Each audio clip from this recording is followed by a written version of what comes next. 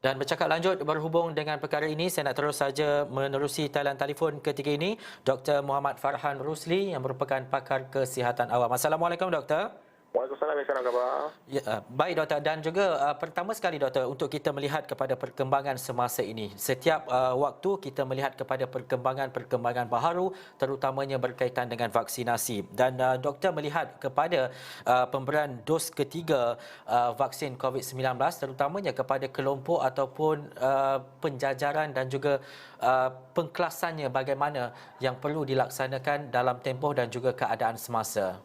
Jadi apa yang kita telah sebutkan ya, telah kita dah mendapat data 2-3 bulan lepas yang mengatakan bahawa booster dose ataupun third dose ini adalah sesuatu yang memang kita kena laksanakan kerana data-data menunjukkan bahawa daya ketahanan imuniti seseorang apabila mendapat booster dose ni naik tinggi sebab mendapat booster dose ni.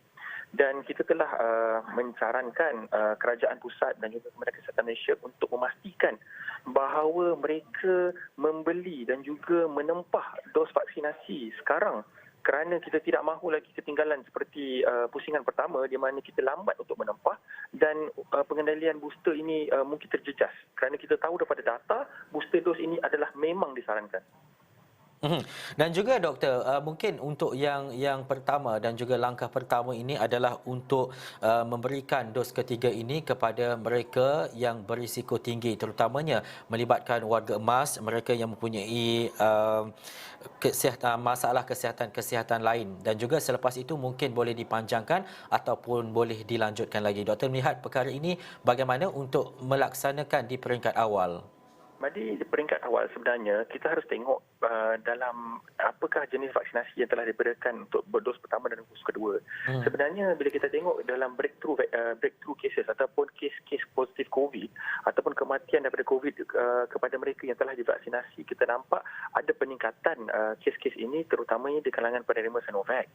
Jadi kita harus memberikan keutamaan pertama ialah memberikan booster dose ataupun third dose ini kepada mereka yang menerima vaksin Sinovac dahulu, terutamanya golongan yang berumur 50 ke atas dan mereka yang mempunyai risiko-risiko komorbid seperti kencing manis, darah tinggi dan sebagainya.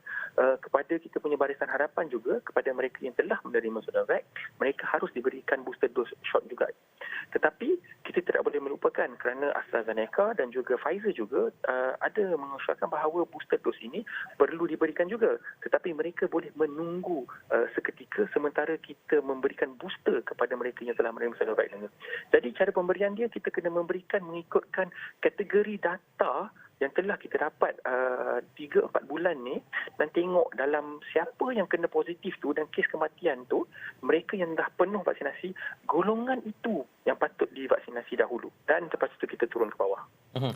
Doktor, polisi pemberian dos ketiga setiap negara berbeza. Malah negara-negara lain di luar sana dan di luar negara juga mempunyai polisi yang berbeza, dan itu antara langkah yang mungkin akan dilaksanakan oleh kerajaan untuk melihat kepada polisi dalam masa terdekat dan juga akan memaklumkannya kepada keseluruhan rakyat. Tetapi untuk masa ini kita nak mencapai dan juga kita perlu faham bahawa landscape dan juga ruangnya adalah melepasi 80% imuniti kelompok itu yang mereka yang telah pun divaksinasi. Adakah perlu kita melihat kepada jumlah selepas itu ataupun ia perlu diberi ataupun dilaksanakan segera, doktor? Jadi cara strategi kita kena harus faham ya. Ya. Strategi pertama ialah saya faham mungkin kementerian ingin melaksanakan semua orang patut dapat dos pertama dahulu baru kita memberikan booster dose. Tetapi ia sepatutnya dijalankan in parallel ataupun bersama. Kerana mereka yang walaupun sudah menerima dos satu dan kedua, kalau mereka berisiko tinggi dan dalam kategori yang patut menerima booster dose ini, mereka harus diberikan. Sebab kalau kita tunggu, kalau mereka kena jangkitan, mereka akan membebankan balik fasiliti kesihatan awam kita, hospital kita, dan mereka juga boleh meninggal dunia. Jadi kita nak menurunkan statistik ini, dia kena two-prong approach lah. Maknanya kita memvaksinasikan juga rakyat yang belum divaksinasi, tetapi mereka yang harus menerima booster dose ini, mereka harus diberikan booster dose ini.